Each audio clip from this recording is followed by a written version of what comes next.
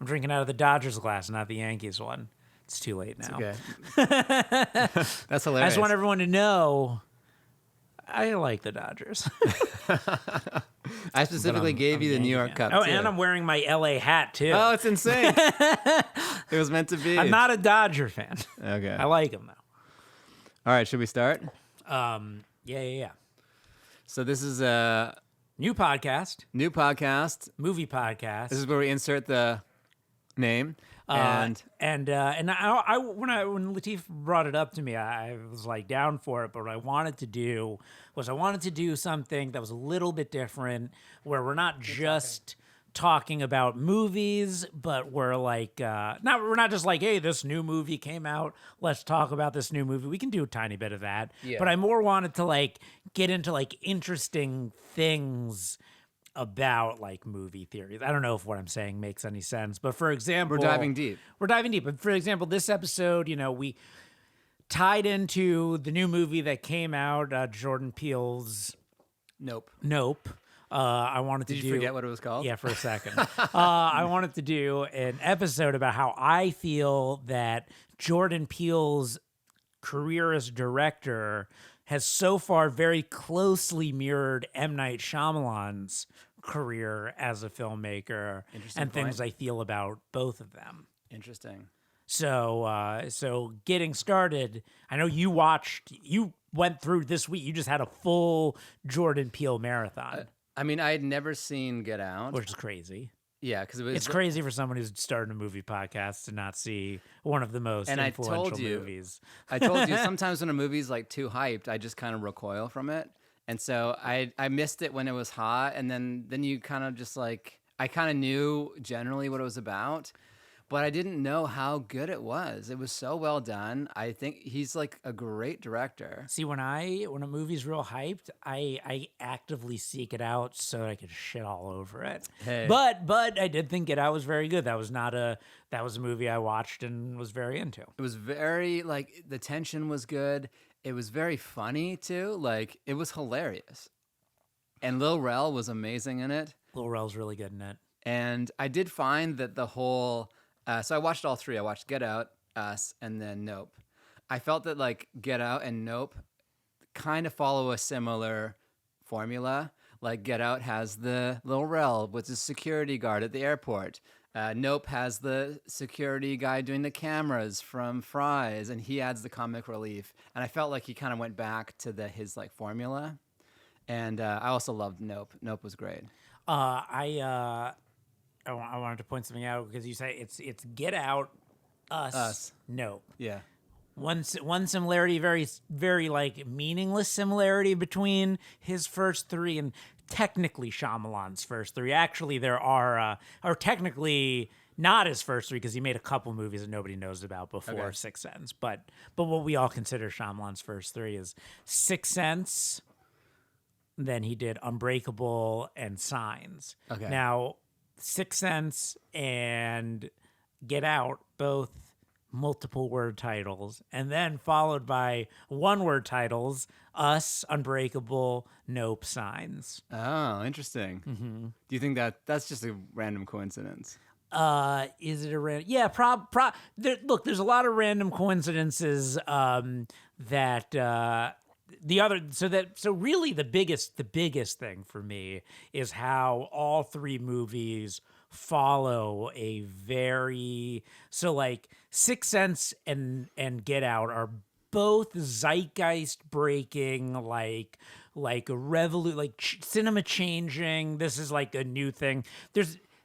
Nothing's ever quite hit the zeitgeist like Pulp Fiction, but in a way, Sixth Sense, was a revelation for horror, as is Get Out, where I think, after Sixth Sense, we saw a lot of people trying to do the Shyamalan. Right. And I'm sure if we haven't already, we're seeing a lot of people trying to be the Jordan Peele, and they kind of announced themselves. We treated Shaymalan as like the horror director of his time, at least during the early highs of his career. And now we're treating Jordan Peele that way. And the audiences too. Like I went to Nope. I mean, what is it? Third week?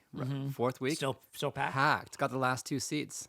And I thought Get Out, like Signs, they both have a strong twist at the, like, you kind of go into both of them knowing the gist of what it's about, Yeah. and then they both hit you with this strong twist that cements it forever in your mind. Yeah. And also, I think both movies succeed and are good regardless of whether or not you know the twist at the end. And ultimately, I'll never forget something Scorsese said on Jimmy Fallon after, I think it was Fallon, after he accidentally revealed the ending of The Departed. Yeah. When he was doing press for The Departed, he goes, "Well, listen, Jimmy, it's not about the ending. It's about the ride.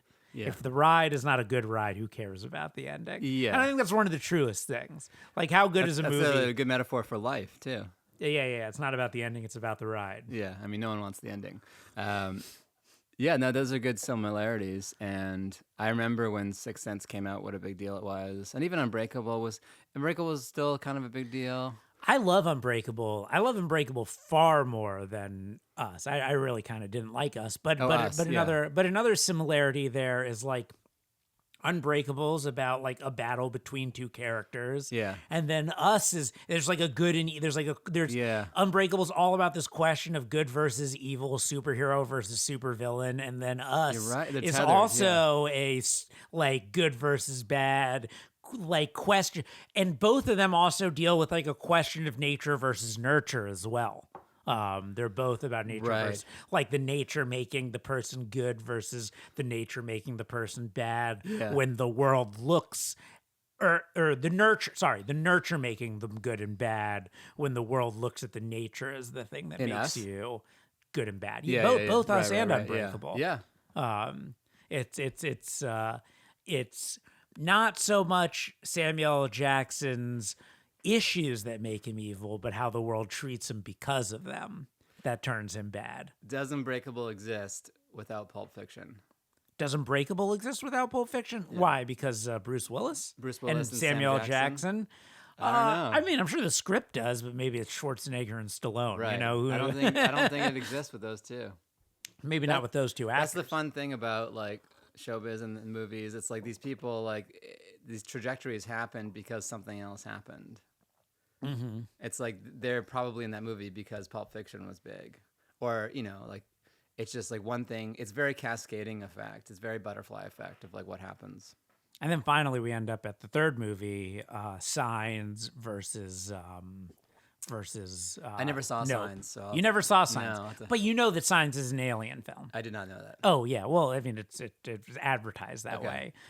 You should check out Signs. It's good. I think Signs is what many people consider the final film of Shyamalan's peak as a filmmaker. Oh, really? But it's a sci-fi alien movie, and then Nope is also a sci-fi alien movie. I put it on, and then I just didn't get through it. Sometimes, like when you watch movies at home, like. And I with Us too, I had a hard time getting through it because you can stop and walk away and you pick up your phone. Mm-hmm. But when you're in the theater, you're forced to go through. That's the great thing about it. And I think Nope had some slow parts too, where I was like, okay. Well, I'm gonna say, right off the bat, you liked Nope more than I did. I didn't dislike Nope. I'm just kind of like, my feelings. Ultimately, and this is what we were talking about earlier of like two guys ruining the futures of their careers by talking about current films now. Right. Personally, we'll see where Peele goes with everything. And like already he's a historically great sketch comedy writer and actor, and definitely Get Out's like a true zeitgeist redefining horror film. But I think that they both kind of follow a similar trajectory, except Shyamalan to me is the stronger craftsman, at least in those early three movies. And and you're talking about like the directorial craft, and just the craft as a director, like the tension, the singularity of a film.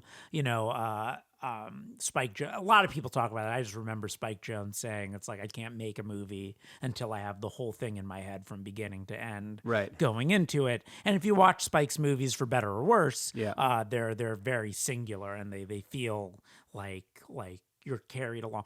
I find post Get Out, Us and Nope are a bit uneven, ups and downs. There's just not that.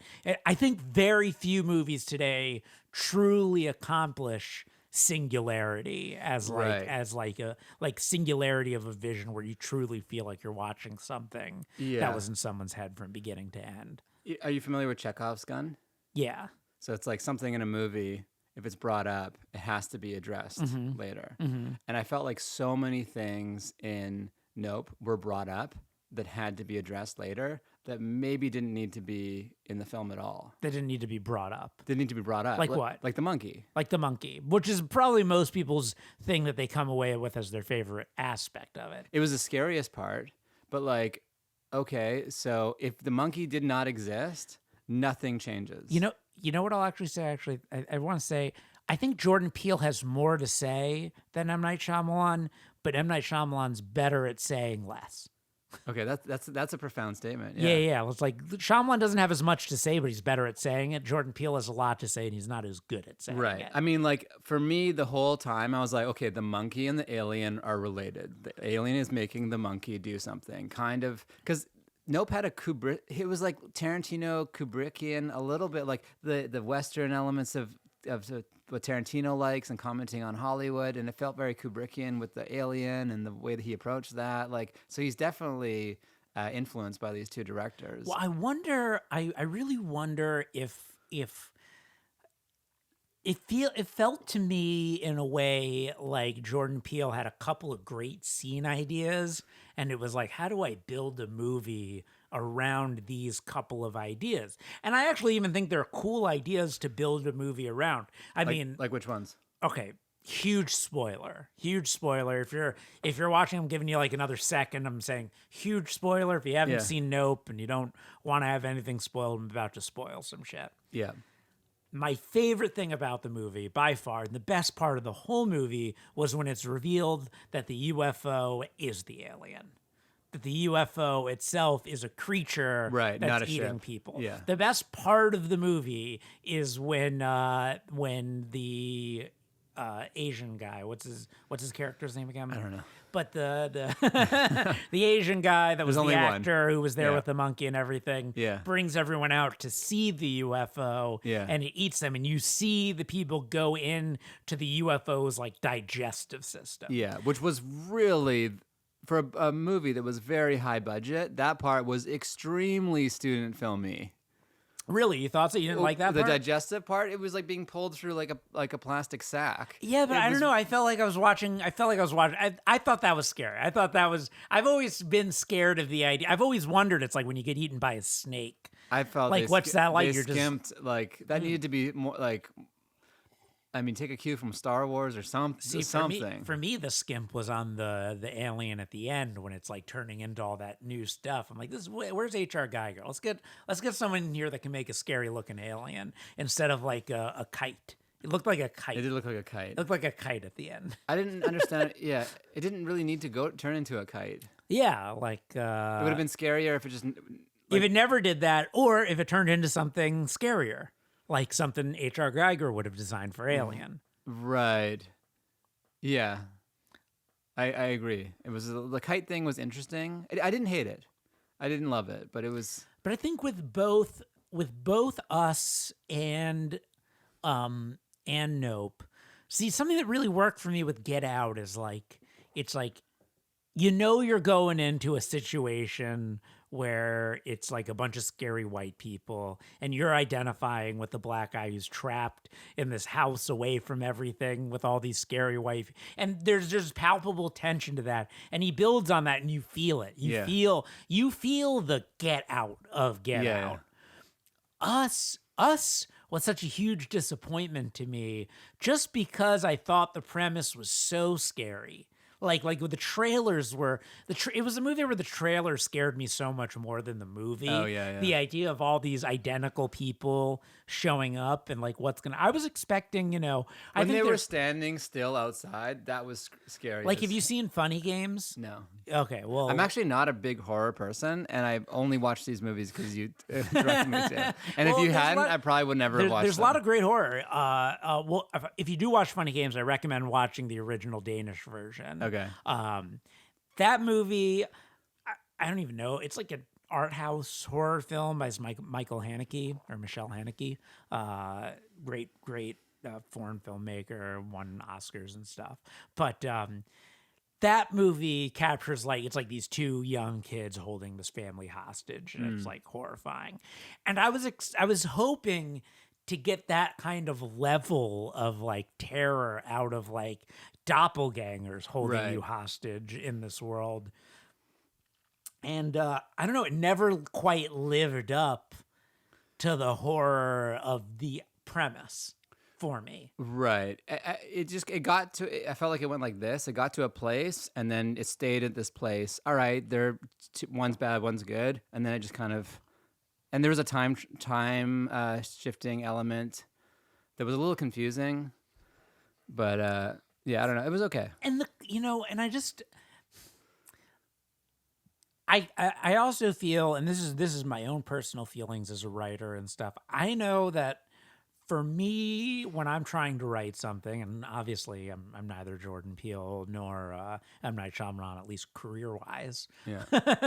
I've got a documentary and a web series made. Right. But but when I do seek out to write a screenplay, what my movie's about on a deeper level for me is something I discover in the telling of a story. It's like, what's the thing that's naturally inside of me that I don't even know I feel yet, but I discover, or maybe I do know I feel these things, but I don't know that that's what I'm expressing in this. Yeah. And as I write, I kind of learn what I'm trying to express, and then I can lean into it. I almost feel in a way like Peele knows what he wants to say first and then tries to fit it into a story. And with Get Out, I think Get Out's the one where the visceralness of what he had to say was already built into the story. Yeah. And people got so it's like people got so on board with that like, I don't know, I wonder if it's influenced him into being like, I have to make movies that have this message instead of trusting that the message will be there if he just writes the good movie. Right. Yeah. It is does feel like an inversion of. So if you're listening to this episode 1 of our podcast, Jordan Peele, for our next one, just try to tell, but they're good. They're all good. I think they're all good, and it really, like, first off, I'm upset that it took me so long to watch them, but also, like, I think he's a great director, and I thought his craft was super strong. I don't remember Shayamalan. Shyamalan's like the 90s when I watched those movies, like the last. So like I knew nothing about craft. I'd like to watch them again, but I felt Let's also be clear that Shayamalan took a real dip after Signs. Like things went real down post Signs. Right. But those first 3 are very strong. Yeah. I like when M. Night Shyamalan's on Entourage, and Ari Gold's like, my night, M. Night, is going to be dedicated to reading your script. I thought that was just a good little alliteration. Well, I think that I almost feel like Peele is sort of doing already what M. Night kind of started doing, which was like, M. Night became the guy, he's the twist ending guy. Yeah. What's the Shyamalan twist going to be? Yeah. I guess people to the theater, because like, totally, his movies are an event. Yeah, at least got they Us were. wasn't, They were. but- They were an event for a while. Both of them. Peele, I mean, this Peel's are an event. Yeah, No, Peele. Peele. Yeah. Us did very well. It was a did box it? Okay, office topper. I think I missed it. But yeah, I don't know. I feel And like I love Shyamalan really took the dip when he was like every movie has to have this twist ending. Yeah, and then he did The Village, which like kind of created this cool world, but everyone saw the twist coming because you knew the twist was coming, and the twist got obvious at that point. I like what Tarantino did with his career, and he described it with like, so he had Reservoir Dogs, and then Pulp Fiction, so huge, and then like, what do you do after that? He's like, I want to come underneath that with Jackie Brown. And like a lower expectation, more story driven, more mature film, and that's such a smart way to look at your career. It's like, I just came off a huge hit, not like, how do we blow it even bigger? Let me come underneath it, and I love Jackie Brown. I think Jackie Brown's great. I mean, we could definitely do an episode on Tarantino. Yeah, we got Tarantino one coming. He's got his 10th and final film. At that point, maybe there's a whole retrospective to have on all of them. Yeah. But yeah, I mean, what a career it's been if you were to stop now. And I I think Hall of Famer, movie Hall of Famer for sure. And I think Peele too. If he did that, come underneath it, the next one doesn't need to be a twist or need to have the same flow. I think it could really kind of springboard. And then the next one, maybe that could be our title, Hall of Film. Hall of Film. I like it. Hall of Film. Hall of Film. Hey. Are these Hall of Fame filmmakers? Yeah. I think Shyamalan's got to go into the Hall. I mean, I guess at least at the very least, Well, anyone we want to talk about and is- Get Out, Sixth Sense and Get Out are both Hall of Fame movies. Yeah, for sure. And who's the lead actor that's in Get Out? And Daniel Alawahu, I don't know. he's so good in Nope. Oh, really? Think so? I found him thought kind of boring. But he Nope. played He's that. playing that. He's He's played that character so well. It was like a little awkward and like, yeah, I just thought it was so well done. It's just, man, I guess it's interesting for me. I just like, he does this. There's a thing I've heard, like all filmmakers or all artists make the same thing over and over and over again. Yeah. And if you look at the structure, if you look at Shyamalan's films, it's like, especially the early ones, Yeah. that rings true. Everything's Woody Allen. like Woody Allen, certainly. Jordan Peele, there's always like opening scene Yeah. that creates the mystery of the movie. Right. And then like going back to like lead up to what the mystery was that was set up with that opening scene thing that he does. And I don't know, I just want to see Something else. he He needs his Jackie Brown. needs Because yeah. I mean, Reservoir Dogs and Pulp Fiction were guys in black suits. Like beginning is kind of the end. Like okay, if he could have done 7 more movies like with guys in black suits doing the same thing, and people would have loved it. But like it didn't create like a dynamic career. I'm curious. I'm very curious to see, like, I'd love to see Jordan Peele make a comedy movie. Oh, it would be hilarious because the timing.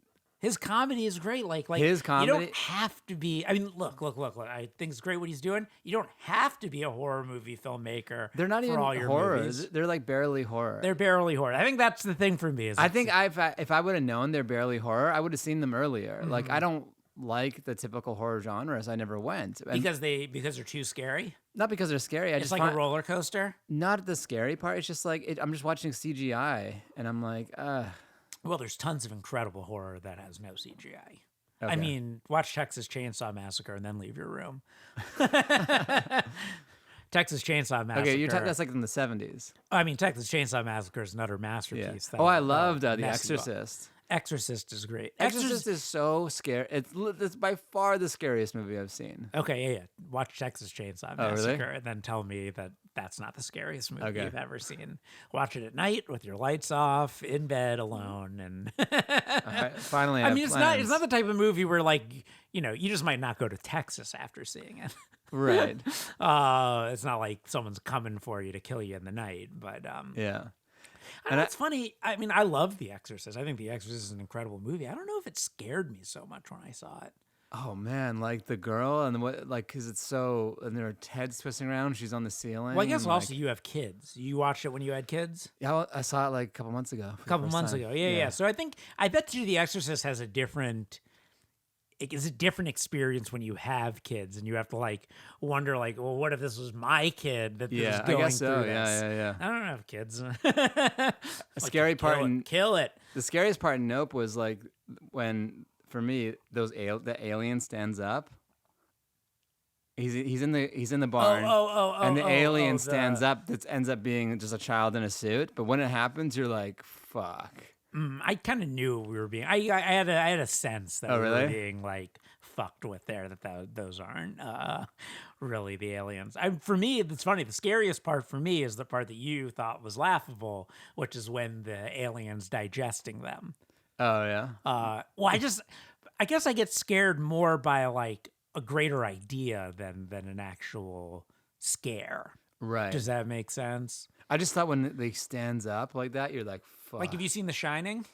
Yeah. Okay, so to me, The Shining's like an ultimate scary movie because just the like the ultimate scare of any movie for me is the moment in The Shining. It's the greatest reveal someone's gone crazy ever because you have Shelley Duvall earlier in the film bothering Jack Nicholson while he's writing, Yeah. and he flips out at her for bothering him Yeah. while he's writing. And he makes such a big deal about it that it's almost to the point of like, you feel real bad for her being yelled at by this guy for bothering him. Like, he's like, she doesn't deserve to be yelled at to this degree about this. And then later, she goes in the room again and sees what he's writing, and it's just all work and no play makes Jack a dull boy millions of times over. And it's like, oh fuck, I'm trapped in this snow trapped house with a crazy person. Yeah. It's such an incredible reveal, and that's true terror to me. Yeah. That movie almost exists like, it feels like it's parallel realities like happening in that movie. Like there's the reality of like him actually writing, and then there's like, it felt like there was two worlds that were kind of doing this over time. And then I felt like he actually was writing, but something like the world she was inhabiting changed. So I didn't find it as scary. Like I didn't see it as, and I could totally be wrong, but I didn't see it as he was writing that the whole time. I felt like something in the house changed everything. And that he actually was writing before, but now it's something else. Interesting. I mean, because elevator's full of blood. Like something weird's happening in this house. There's not a lot of logic to it. I didn't find that movie particularly scary, to be honest. But Interesting. I have my ex-girlfriend couldn't finish it. She was so scared. Really? Yeah, it disturbed her so much. Oh my god. Well, I guess here I'm gonna go through some of my favorite scary movies. Curious if you've seen them or not. So I'd put The Shining as my second favorite scary movie. Okay. My favorite's Carrie. I seen Carrie. Yeah. It was scary. Yeah. Again, Carrie, and I could do a whole episode on this. Carrie's the OG school shooter movie. Right. Carrie's the first school shooter. I've always said that Carrie and Taxi Driver are the two movies I had a different experience watching as a child than watching as an adult. Yeah. Because as a child, you're so susceptible to the perspective of the main character, whoever is the protagonist, even if they're an anti-hero, is who you identify with as a kid. So as a kid, I'm watching Carrie, I'm seeing her being bullied, and I'm like, yeah, kill all of them. You're watching Taxi Driver, and you're like seeing like, yeah, this is a terrible world you're seeing. Kill all of them. Then you're an adult, and you're like, holy shit, these are school shooters. Yeah. These are incel murdering mass murderers. Like how ahead of their time are both of those films that like Carrie's essentially about the nature of like the psychology of a school shooter, and Taxi Driver is essentially the nature of like an incel mass shooter. Yeah. I saw a guy today at the gym, and I'm like, oh, this guy's a shooter. I was checking out at the bodega near my house, the gas station. I'm from New York. And nobody knows what a bodega is. Yeah. You're drinking your LA cup, adjust it. Say 7-Eleven. Okay? No, it was a gas station. It was a Shell. Okay. Or something. Mobile. And the guy in front of me is like, whole country's going to hell. I'm telling you, whole country's like Leon was like, that guy's a scary looking guy. There was a guy. He's not in here anymore. This guy was wearing like a Wall Street Bets shirt, and with like Trump's head on it, and he's just walking around the place saying like, what was he saying? Oh, war's coming, and we're like, oh boy. They might be right because they might be starting it. But yeah, overall, no. Travis Bickle, total Trump supporter, right? You think Travis Bickle becomes a Trump supporter? Would he still be alive? Travis Bickle today, like the Travis Bickle of today. But are you saying like the same guy? If you saw a guy in military fatigue with a mohawk walking around, who do you think that guy's voting for? I mean, statistically, you see a guy walking around. But how old would he be? Travis was racist. He used the N-word a bunch of times in that movie. Did he? Mm-hmm. Oh, your recollection for that is on point. I watched it recently. But with Nope, the alien part was so cool that they finally. I like that it was like flying saucers, like the trope of all time, and then like you said, it's an animal. Like that was very. That was clever. the cool thing. That was the thing I like about it. And Keke Palmer was awesome. The other thing most people talk, I guess we have to address the monkey in the room, which is the monkey in the room. Scariest part of the movie to me. The monkey. The flashbacks, the monkey. Again, it's just like, why isn't it? I'm just like, why isn't it doing it for me? I don't know. Why isn't it scary, or why isn't it in the movie? No, why isn't it scary for me? Why isn't it doing it? Maybe what I wanted to see, The shoe standing straight up, the like him like punching the face like off camera. Yeah. I think I wanted to see the snap happen. I wanted to see a snap happen because it made no sense. Why is everyone out of the filming room? In reading about it, apparently it really sort of, it didn't happen with a sitcom, but it happened with this person who raised this monkey, and then the monkey snapped and killed her. Like 14 years. Is this? after. Are you talking about in real life? In real life? So this is a real story. Based off of a real story loosely, but the real life story, it wasn't a sitcom. It was like this woman who raised this Monkey. orangutan since it was, or whatever. And it just snapped. And it snapped and like ripped her face off and killed her. Wow. 14 years after raising, it's like your kid. And I guess I don't know monkeys that well. Like, can they just kill people? There's a good reason you don't know them that well. Right. But Can they? Yeah, absolutely. so they're that a strong? monkey that size, they're so strong. They're like, because There's other people. There's like someone that got their face ripped off by an orangutan at the zoo once, I think. Yeah, there was a Is story. face ripping off their preferred method? I don't know. They just do it. I think it's a thing that they're capable of. Mm-hmm. I don't know. That's like if you're really strong, you can rip a face off. I do like some of the MacGruber was ripping throats. Yeah. There's a lot of callbacks in the movie too, like when the Chinese kid or Asian kid brings the people through his place and he's like, look at this is the first exploding fist bump, and that got a big laugh in the theater.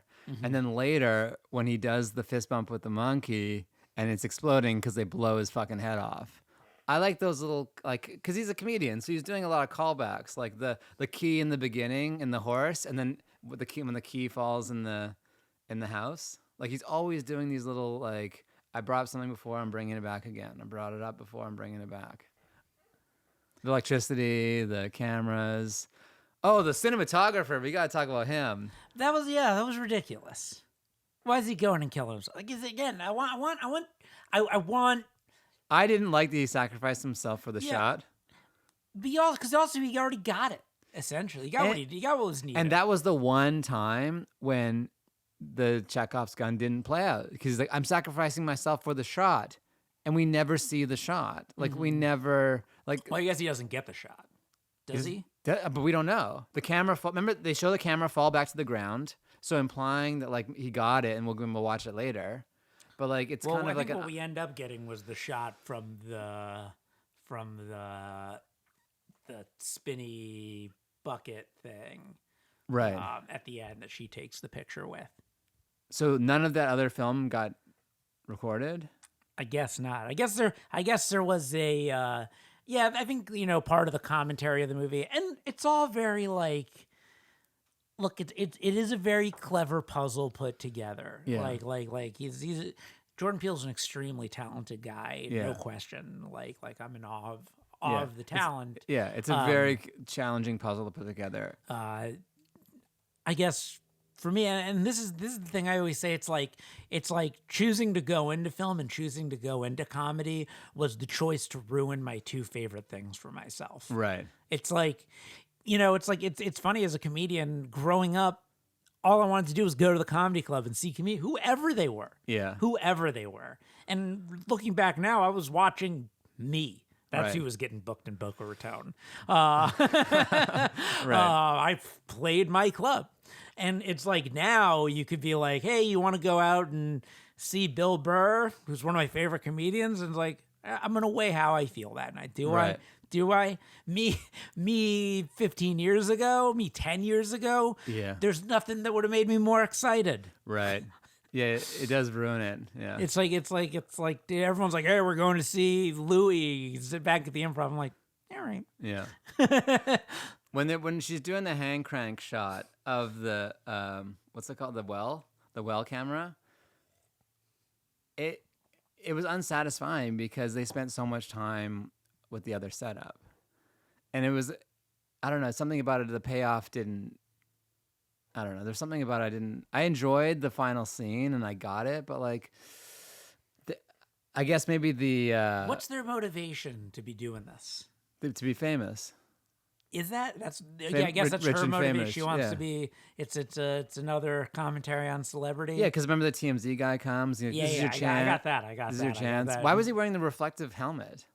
I don't know. He's a weird TMZ guy. I guess it's just like a funny character he's trying to create. Yeah. Film me. Yeah. I like it when they're like, "What happens when electricity on an electric bike stops and he goes flying?" Like, very funny. Like the theater, there's a lot of big laughs in the theater, and then the working in the title of the movie when he opens the door, he's like, "Nope." That got a big laugh too.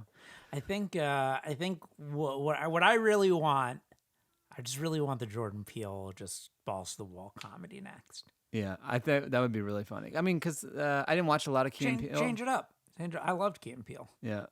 I just catch a few on YouTube here and there, but if given the choice between more Key and Peele or Jordan Peele's movie career, probably pick more Key and Peele.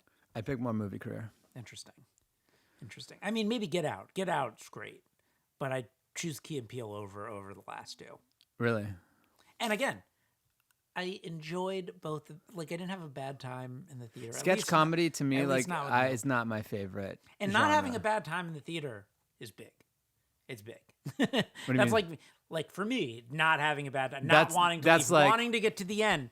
Like anything I'm saying negative about these movies or about a movie in general. Right. Making it to the end of the movie and being like not having wanted to leave or being upset means a lot.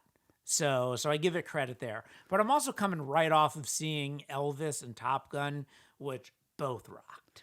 I didn't see Elvis. Elvis is great. 3 hours, great.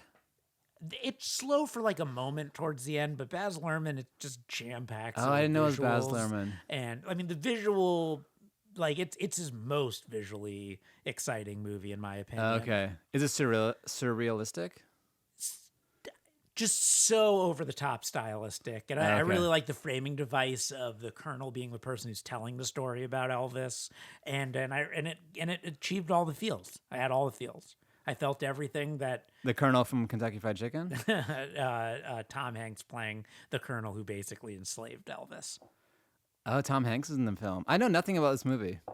Yeah, check out Elvis, really good. And then Top Gun 2 Maverick, which I jokingly but seriously say is the best movie of all time. I mean, is it the best movie of all time? No, but is it the best movie of all time? Yes. It's a perfectly done movie. When's the last time you've left a movie theater feeling the way you felt at the end of... I was like ready to join the Air Force. I was like ready to enlist. And I am like a hoity-toity, grew up in a private neighborhood Jew. And I'm like, I'm joining the Marines. like we just fucking, pulled out of Afghanistan, showed that we wasted 20 years on a meaningless war. Yeah. Morale in this country is at an all-time low. What happens? Tom Cruise puts out Top Gun. We're sold. All of a sudden, military industrial complex is back. Is back, baby. Who'd we turn to? We turned to Tom. That movie rocked. Yeah. I mean, it was awesome. I mean, I liked John Hamm was a good cast in it. First off, how often does a sequel to a movie come out 20, 30 years after and it's any good? Well, at all. At all. And at all. Yeah. Second, it's any good. Yeah. Third, it's better than the original, which was a classic to begin with. You think it's better than the original? Yeah. It's hard. That's such a... I love the original, but I cannot... It achieves something that is so difficult to achieve at this time, which is a blockbuster that actually I think works. that the newer one is a harder achievement because you have the legacy of the other one being a classic. So achieving what they achieved is a higher task. But the other one, the old one... It's an amazing classic. But I could go watch Top Gun every day. Top Gun Maverick. Really? And it's. Could you put it on in the background? I think the hardest thing to do these days is make a great blockbuster, and I think the only person doing it is Tom Cruise. I think he's the only person making great blockbusters anymore. And Marvel, if you're into it. No, not at all. I'm not at all. But you're not into it. But the people are. People are idiots. Marvel is the Jeff Dunham of movies. It's the Larry the Cable Guy of cinema. I don't know. I don't know if I agree with that. I do feel some comedian said this and I thought it was funny or on Twitter or something. But it's like after Avengers Endgame, if you're watching any of the Marvel movies, it's like you're doing the side quests in a video game after completing the main story. See, for me, it's just like, well, all right, I don't have this analogy. This is an analogy to Star Wars because I hate most of all the new Star Wars movies, and I think they've failed to the point where they're only making TV shows now anyway.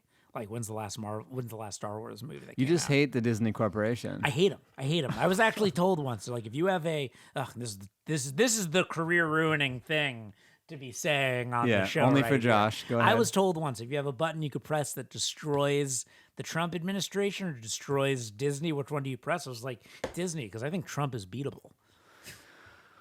But what are they ruining? Like, why are you so against people's happiness? I'm not. But People love Star okay, Wars. Here's the thing I did. Ready? I did this recently. I didn't even think I would do this on the show, but I decided to make my top 10 blockbusters of the 1990s. Okay, this is good. Okay, and I even wrote a tier 2, but here's my tier 1: Mission Impossible. This is not in order. Okay. Mission Impossible, Jurassic Park, Terminator 2, The Matrix, Total Recall, GoldenEye, The Fugitive, True Lies, Fifth Element, Starship Troopers. I would take out Fifth Element, Starship Troopers, and what was it? Say them again. Mission Impossible, Jurassic Park, Terminator 2, The Matrix, Total Recall. Total Recall. Wait, you don't like Total Recall? It's so great. You're not a Verhoeven guy? I'm a huge Verhoeven guy. And look, I had a tier 2, which is these are like the cheesy, shittier versions of blockbusters that came out of the 90s, but they rock. Con Air, Face Off, The Rock, Bad Boys, Independence Day, Enemy of the State, Speed, Air Force One, Executive Decision, Under Siege 2, Cliffhanger, Point Break, The Mummy, Die Hard with a Vengeance. I really respect the delineation between those categories. Tier 1 and Tier 2? Tier 1 and Tier 2. The Tier 2 really is cohesive of its title. It's like Tier 2, but they're great. They're like these, but They're sillier in a way. They're just like, they're not. They're a fun time at the movies, where Tier 1's like, these are great movies. They're fun and great. They're fun and great. Yeah. And Tier 2 is like, these are fun. But they're also like, Point Break is so good for what it is. Totally. Like Lethal Weapon 3. It's just like they're the two-tiered system. But now I look at blockbusters today, and it's all just Marvel movies. And you know what the thing is? They're all exactly the same. Where are the movies like these top 10 blockbusters of the 90s? What's come out since 2000? Well, the industry is different. It doesn't operate. But that's my point, is what destroyed the industry. The Disney model of non-compete with Marvel and Star Wars. You can't compete. So why would somebody take a risk of putting $100 million into The Fugitive today when it's going to go up against Iron Man 8? And everyone's going to go see Iron Man 8. And it's also just, the content ecosystem is just different. We're watching stuff all the time. We have to stream, like, it's just different also. But here's the thing. I tweeted this recently. I think you liked my tweet, but this is how I really feel today. It's interesting because we're in this time where it's like there's streaming and then there's theatrical. Yeah. And the thought in most people's mind is that theatrical should be big blockbusters and streaming's like the small independent art films. Yeah. And to me, I'm like, I look at Bullet Train and I go, I'm going to wait till it's on Netflix. Bullet Train's something I'll watch when I wake up in the morning. I don't want to get out of bed. I half want to pay attention, and I throw on Bullet Train. What I want to go to the theater for? Wes Anderson's new movie. What do I want to go to the theater for? Get Out, which was kind of But I want to go to the theater for anything. Like, we talked about Gray Man, which I watched in the theater, and I enjoyed it in the theater. But it was perfect. See, Gray Man's a movie I wouldn't have liked if I saw it in the theaters. See, I wouldn't have liked it if I watched it at home. See, I liked because I it wouldn't have got through it. I would have turned it off. Yeah, but you know what? That's fine. That's the thing to me, is like, if I would have turned it off, I don't want to spend $40 to go see it at the movies. Yeah, but I'm glad I saw it because I got the full experience, and it is a big, it's a Marvel-esque movie. Is the full experience of that worth it when there's the full experience of something better, like The Northman? Did you see The Northman? In the theater? Yeah, it was awesome. I mean, the first half of it is awesome, and the second half gets kind of small, but the first half there's like a 8-minute one shot Nordic Viking Yeah. like raiding a village sequence that's just incredible. All movies in the theater are vinyl now. It's like it exists for people who want it, but it's also like no one cares. But people care. People pay to go see. People care, but every it doesn't drive the industry. every though. Marvel movie. I'm going to give you every Marvel movie. Right, here's my breakdown of all of them. Very colorful, same color palette to all of them. Okay.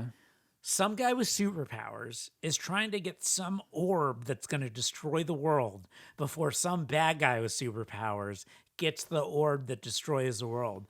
The bad guy gets it first or gets it from him at some point, Yeah. and they got to go to plan B to get it back from him before the world is destroyed. That's every one of them. Yeah. They're all the same. But you're going to see the same movie over and over and over. But what and about over like again. a James Bond movie? It's the same formula.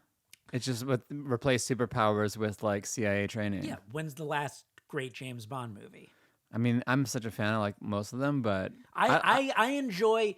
Look, I hated the last one. Hated? Okay, there's a couple good scenes in the last one, but the last one but has some of the best James Bond scenes ever. But it's the worst. but it's not a. It does.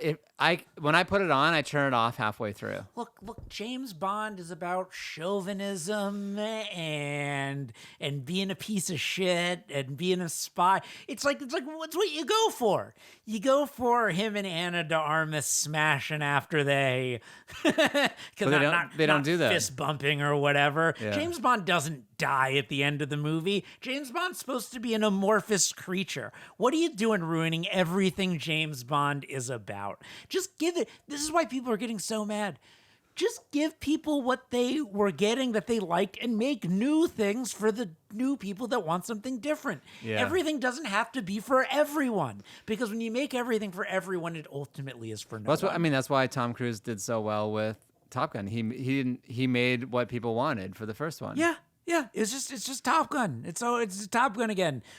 There's not a moment where I'm distracted by what Top Gun's doing, and Top Gun put in a bunch of stuff that like is to appease. There was some cringy stuff in there, like the sing again and the. Sure, but you wanted all that anyway. But it was like a diverse group. There were female fighter pilots. There were minority fighter pilots. Well, as there should, because it takes place today. Yeah, but it wasn't like distracting or shoved in your face like in like in the second Star Wars movie, where it's poking at people who liked it before but suck as people. Right. It's leave people alone and then make new things for the people that want something different. And here's the funny thing. There's lots of great movies doing this, and we ignore them. Like one of my favorite movies of the past 10 years, Annihilation. Annihilation. I don't know. rocked. I'm gonna write it down. Annihilation. Did you see Ex Machina? I loved Ex Machina. Okay, it's the next movie by Alex Garland after Ex Okay. Machina. It's Natalie Portman. What's her name? Rodriguez. A bunch of it's like an all-female cast pretty much. It's like an action adventure horror sci-fi movie, and it's like everything that it like passes the Bechdel test with flying colors. What's It's the a Bechdel test? The Bechdel test is a thing where to pass the Bechdel test, you have to have two female characters in a movie that have have one conversation with each other that's not about men. Where does this come from? It's like it's kind of a joke, but someone Bechdel said it's so rare that you will find a movie with two female characters that have one conversation that's not about men. And that just highlights the male thinking behind films. Yeah, and what you'll find interesting is if you look for it, most movies do not pass the Bechdel test. Wow. Courtney Chiacco has a great joke though, where she talks, the Bechdel test is. She goes, "What I realized is I don't pass the Bechdel test." That's funny. Does that joke work? Yeah. But she has to explain what the Bechdel test is. Yeah, but on like stage. her friendships don't pass the Bechdel test. Oh, that's they don't funny. have one conversation that's not. That's a really good joke. Yeah. And to commit to explaining what the Bechdel test is, that's really, yeah. You go, Courtney. Yeah, good job, Courtney. But uh, but yeah, Annihilation rocks. Annihilation, and that's look. Here's the problem. That's a big budget action sci-fi movie that is great. It doesn't do any business. It was a bomb because I never heard of you it. didn't even hear of it Right. because everyone's like, well, when's Iron Man 11 coming out? I mean, when's Captain America? I can't 13? wait to see Iron Man 11. I did walk out of my first film since Species 2, which was the Doctor Strange 2. Oh yeah, is that bad? I got frozen at, like, there was just so much CGI and there was like some monster and I just walked out and I went into the Nicolas Cage movie, which was awesome. It was fun. I liked it. Yeah.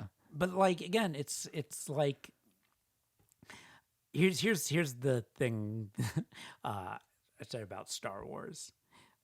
The new Star Wars movies, the J.J. Abrams Star Wars movie, it's kind of like I say, it's like you had this wife that you were in love with. Okay, she was incredible, and she died. And then someone built a robot that looks and sounds exactly like your wife. And you love it because facing the pain that your wife is dead is too painful. So you just choose to love this soulless robot that looks and sounds like her instead. Wow. That's what Star Wars is.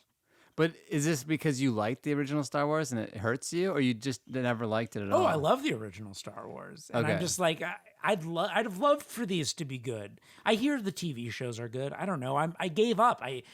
Those new movies were so bad. I gave up on it. You know what's fun? It's fun to watch them re-enter the world, and you see the mistakes they're making. We should do an episode where I fix Force Awakens because I could have fixed Force Awakens. I know that I've thought about re-editing Force Awakens to make it work because I know how to fix it. Interesting, because I had no problem with it. Oh, I hate it. I hate it so deeply. But we'll save that for that. We'll save that. Episode. But like, I enjoy the characters going back into the world. Like, I want to see them back most isolated. I just want to see them go back and hang out. You know, another possible name for this podcast is what? Josh Edelman ruins movies for Latif Tayour. I like that. That puts our names in the title. Mm-hmm. Yeah. Josh Edelman ruins movies for Latif Tayour. And then what do I do to you? I convince you of nothing? You try to convince me that these things are good, and I explain to you why they're bad, and at the end you're like, I resigned to it. You resigned to I mean, I'm very interested to see this Force Awakens one and talk about that. I thought it's such a pain in the eye. I don't want to waste my time doing it. Re-editing it? I do have. But it sounds like it's one edit. It is. No. It's like a couple of cuts. It'd probably cut the movie down to like an hour, 20 minutes, but it'd be a perfect.